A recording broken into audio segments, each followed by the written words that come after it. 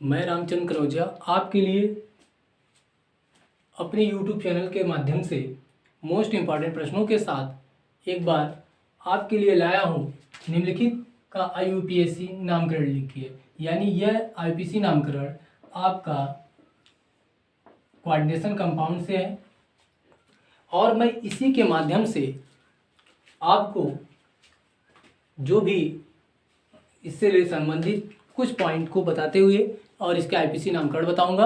आप ध्यान रखिएगा कि ये मोस्ट इम्पॉर्टेंट आपके IUPAC नामकरण है जो विगत वर्षों में बार बार पूछे गए हैं। इससे बाहर आने की संभावना नहीं है। आप ध्यान रखिएगा कि इसके माध्यम से किस तरह इसका नामकरण करते हैं मात्र मैं इसी वीडियो में आपको बता दूंगा। और इसको अगर आप कर लेते हैं तो किसी भी प्रकार का अगर आपसे IUPAC नामकरण इसमें से पूछा जाएगा तो आप आसानी से कर लेंगे। तो सबसे पहले मैं एक एग्जाम्पल के रूप में लेता हूँ। ध्यान रखिएगा कि ये मान लीजिए आपका है CONH3 6 और ध्यान रखिएगा कि इस पर क्या लिखा गया। मान लीजिए कोई एग्जाम्पल है 3+ ऐसा आपको मिला है तो इसमें है क्या, इसको क्या कहते हैं, यहाँ से यहाँ तक क्या कहते हैं, उपसंयोजन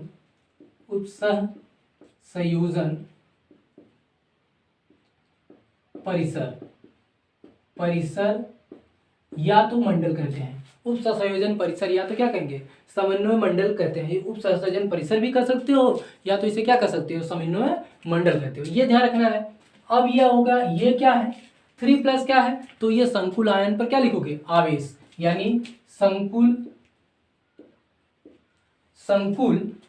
आयन पर क्या हो जाएगा, आवेश हो जाएगा। संकुल आयन पर आवेश है तो ये ध्यान रखिएगा, ये रिप्रेजेंट करता है। कुछ चीजें हम इसी द्वारा डिस्कस करके फिर हम आपको इसका नामकरण आपको बताऊंगा और आपको आसानी से कर लोगे। तो ये आपका होगा 3+ को रिप्रेजेंट करते हैं कि ये आपका क्या दर्शाता है, संकुल आयन पर आवेश को रिप्रेजेंट करता है। यह 6 क्या रिप्रेजेंट करता है, उपसंयोजन संख्या। यह उपसंयोजन संख्या यानी यह क्या आपका है, उपसंयोजन संख्या। अगर इसमें से कोई पूछेगा उपसंयोजन संख्या क्या यहाँ है तो आपका 6 है। और ये आपका क्या है, अगर ये कोई पूछे तो आपको बता सकते हैं लिगेंड है। क्या आपका ये है, लिगेंड। तो इसे रिप्रेजेंट कर सकते हैं, इसे बता सकते हैं कि आपका क्या है, लिगेंड कहलाएगा। ठीक है। और ये CO आपका क्या है, इसे कहते हैं केंद्रीय। ये आपका क्या हो जाएगा, केंद्रीय धातु परमाणु। क्या कहलाएगा आपका, केंद्रीय धातु परमाणु हो जाएगा। ये आपका क्या होगा, केंद्रीय धातु परमाणु है। तो इस तरह आप क्या जान सकते हैं, केंद्रीय धातु परमाणु जान जाएंगे। तो इसके द्वारा रिप्रेजेंट कर सकते हैं कि ये आपका क्या है, CO केंद्रीय धातु परमाणु है, NH3 क्या है, लिगेंड है, C6 क्या उपसंयोजन संख्या है और 3+ क्या है, संकुल आयन पर क्या है, आवेश है। और ये पूरा आपका क्या है, उपसंयोजन परिसर है। अगर कोई एग्जाम्पल मान लीजिए यहाँ पर आप रख सकते हैं, जैसे K4 आपका हो गया FeCN6 लिखा है, तब ये क्या होगा, ये आपका पूरा है उपसंयोजन यौगिक। उपसंयोजन यौगिक है।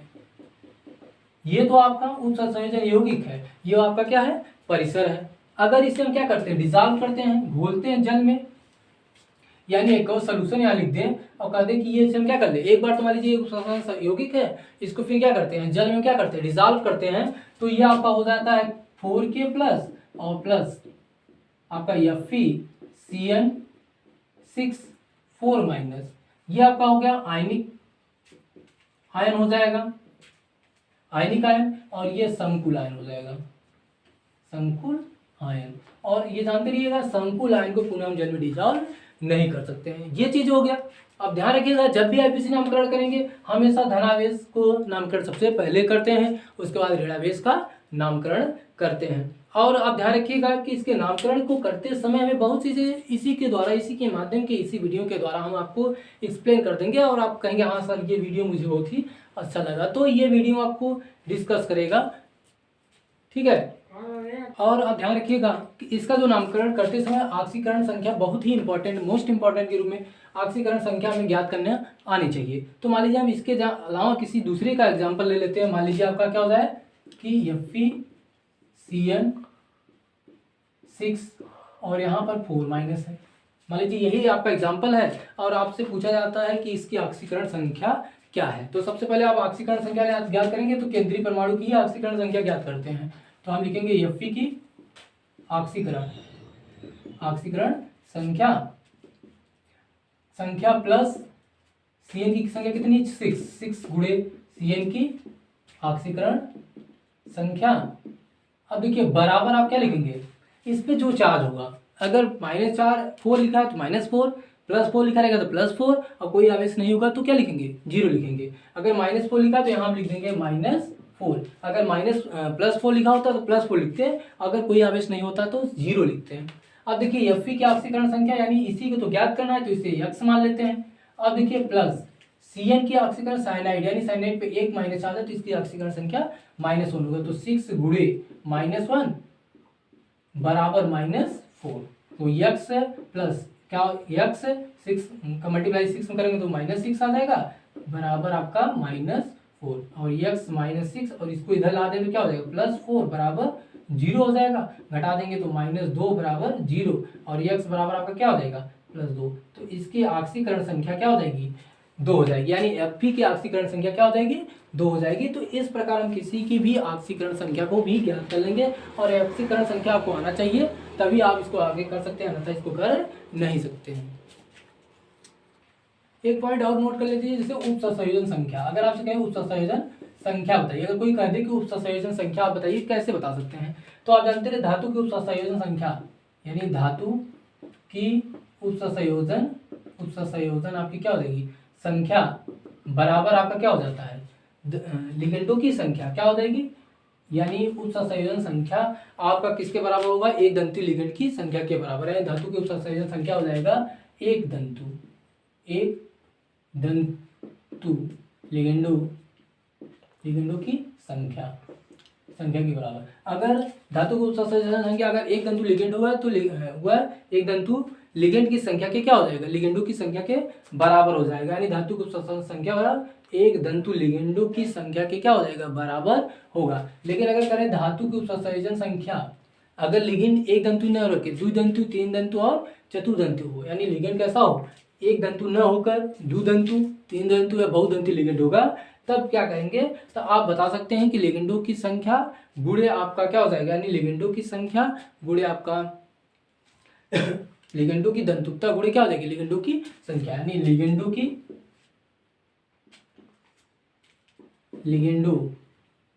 लिगेंडों की दंतुकता गुणे लिगेंड की संख्या पर डिपेंड करेगा। यानी धातुओं की उपसंयोजन संख्या एक दंतु लिगेंड होगा तो इसके ही बराबर हो जाएगा। अगर धातुओं की उपसंयोजन संख्या किसके बराबर होगी, लिगेंडों की दंतुकता गुणे लिगेंडों की संख्या। अगर लिगेंड द्विदंती, त्रिदंतु या बहुदंती होगा तब। अब एक दंतु, द्विदंती, त्रिदंती लिगेंड का करने का मतलब है कि एक इलेक्ट्रॉन युग्म इलेक्ट्रॉन जब क्या था देता है, यानी दाता परमाणु होगा तो एक दंतु, दो इलेक्ट्रॉन युग्म दाता परमाणु देगा तो द्विदंतु, और इस तरह से अनेक करेगा तो वो क्या कराएगा, बहुदंती लिगेंड के अंतर्गत आता है। अगर आप देखिएगा कि इसमें अगर एग्जाम्पल ले लें तो निकिल CN4, और इस पे लिखा रहेगा मान लीजिए 2 तो कह रहा है कि लिगेंड कैसा है, इसकी निकिल की दंतुकता क्या हुआ, केंद्रीय धातु की उपसंयोजन संख्या पूछी जाती है, किसके समकक्ष है, साइनाइड के। तो आप कहेंगे Cl साइनाइड के समकक्ष से निकिल की संयोजकता, यानी आप लिख सकते हैं Cl साइनाइड के सापेक्ष निकिल की उपसंयोजन संख्या।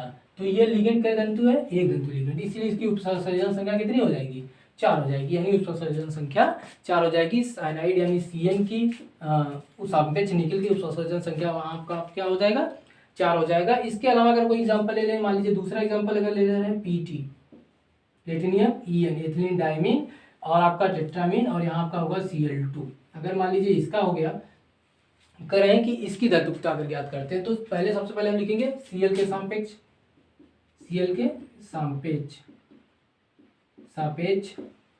PT की उपसंयोजन संख्या हो जाएगी, कितना होगा, तो Cl की संख्या 2 है, यानी 2 गुणे एक दंतु, यानी ये कितना हो जाएगा, 2। अगर फिर इसके बाद देखिए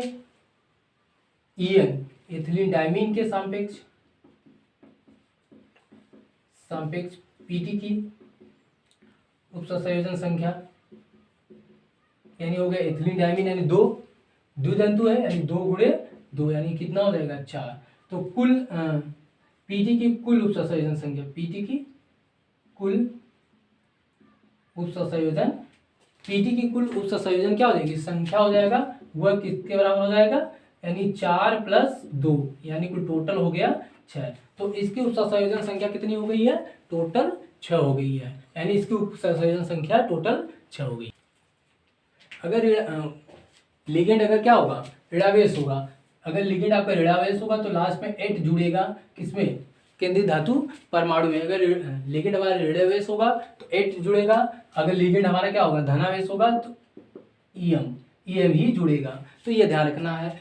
और जो जैसे आप जानते रहिएगा कि जो भी आपका लिगेंड होगा उसके लास्ट में अगर क्या हो जाएगा, क्लोराइड, साइनाइड, फ्राइड, लास्ट में क्या आ रहा है, आईडी आ रहा है, तो आईडी को क्या करेंगे हटाकर इसमें ओ जोड़ देंगे, यानी आईडी को बाहर करके ओ जोड़ देंगे और वो आपका जैसे फ्राइड, क्लोराइड, ब्रोमाइड, आयोडाइड इस प्रकार से आ जाएगा और इस तरह से हम नामकरण कर सकते हैं। तो आइए सबसे पहले हम नामकरण करते हैं और इसके द्वारा आप माध्यम के द्वारा आप नामकरण कर सकते हैं। तो सबसे पहले आप ध्यान रखिए इसका नामकरण करेंगे। तो इसका नामकरण आप क्या करते हैं, देखिए जब इसको डिजॉल्व करेंगे तो इस पे प्लस आवेश मान लो आ जाएगा, इस पे ऋणावेश आवेश क्या आ रहा है ये नहीं मतलब हम करेंगे धनावेश से ऋणावेश। तो सबसे पहले नामकरण हम इसका करेंगे, ठीक है। तो आप चाहते हैं तो यहाँ लिख लेते हैं या इसका नामकरण डायरेक्टली हम कर सकते हैं। तो ये सबसे पहले हम इसका नामकरण करेंगे, यानी इसका नामकरण करेंगे तो या तो इस तरह आप लिख लीजिएगा इसका नामकरण। तो ये ऋणावेश होगा, ये धनावेश, पहला पार्ट हमेशा धनावेश होगा, दूसरा ऋणावेश। तो पहला पार्ट धनावेश है तो सबसे पहले हम क्या करेंगे लिगेंड की संख्या लिखते हैं। तो कितनी संख्या इसकी है, अब संख्या क्या हो जाएगी, अगर 1 होगा तो मोनो, 2 होगा तो डाई, 3 होगा ट्राई, 4 होगा टेट्रा, 5 होगा पेंटा, 6 होगा हेक्सा, इस तरह का नामकरण करेंगे। तो 6 है तो क्या लिखोगे हेक्सा, कितनी संख्या इसकी 6 हेक्सा। और NH3 है तो क्या होगा एमीन, ठीक है। तो धनावेश का नामकरण करते समय जो ब्रैकेट ब्रैकेट में उसकी संख्या है हेक्सा, फिर NH3 को क्या पढ़ेंगे एमीन पढ़ेंगे। अब CO को क्या होगा, जैसे आपका CO होगा तो ये CO आपका क्या होगा कोबाल्ट हो गया। तो कोबाल और इसमें क्या है, ये लिगेंड कैसा है उदासीन लिगेंड है, इसीलिए इसका सिर्फ नाम लिखेंगे कोबाल्ट, कोबाल्ट, इसका नाम कोबाल्ट है तो कोबाल्ट। अब इसकी ऑक्सीकरण संख्या ज्ञात करेंगे। अब ध्यान रखिए ऑक्सीकरण संख्या ज्ञात करने के लिए आपको जानते रहिएगा इसकी x हो गया और आपका ये जो कि देखो ये लिगेंडों की ऑक्सीकरण संख्या 0 होता है तो 6 का गुणा 0 करोगे तो 0 हो जाएगा, यानी ये 0 और प्लस देखिए Cl की 1 होता है और 3 है तो क्या होगा -3 हो जाएगा। तो ये इसकी 3, तो आप जानते रहिए इसकी संख्या कितनी हो गई 3 हो गया। तो लिगेंडों की जो संख्या होगी यानी ऑक्सीकरण संख्या जो होगा वह क्या होगा, जो भी आएगा उसे रोमन अंकों में ब्रैकेट में लिखेंगे। तो रोमन अंकों में यहाँ कितना है थर्ड लिख देंगे। इसके बाद हम ब्रैकेट के बाहर का नामकरण करेंगे तो ये क्या हो जाएगा क्लोराइड, तो क्लोराइड हो जाएगा। ये नामकरण हो गया, इसका हो गया हेक्साएमीन कोबाल्ट थर्ड क्लोराइड हो गया। अब देखिए दूसरे का नामकरण करते हैं, दूसरे का नामकरण हम यहाँ बता देते हैं और जो कुछ बचता है उसका नामकरण आप स्वयं कर लेंगे। अब देखिए कि आपका हो गया K4 FeCN6। तो ध्यान रखिएगा। अब देखिए इस पे प्लस आवेश हो जाएगा, इस पे ऋणावेश। तो ऋणावेश हमेशा हमें ध्यान रखना है कि धनावेश का नामकरण सबसे पहले करेंगे, तो इस चीज का सबसे पहले नामकरण करेंगे। और आप ध्यान रखिए ब्रैकेट के बाहर जो भी होगा उसकी संख्या हम नहीं लिखेंगे। तो इसका नामकरण करते समय हम क्या लिखेंगे पोटेशियम, संख्या नहीं लिखेंगे इसकी, ब्रैकेट के बाहर जो भी उसकी संख्या नहीं लिखेंगे पोटेशियम। अब देखिए लिगेंड, अब ब्रैकेट में जब आएंगे तो सबसे पहले लिगेंड की संख्या लिखेंगे तो क्या होगा हेक्सा। इसके बाद देखिए CN को क्या है साइनाइड है, क्या इसको लिखेंगे साइनाइड लिखेंगे।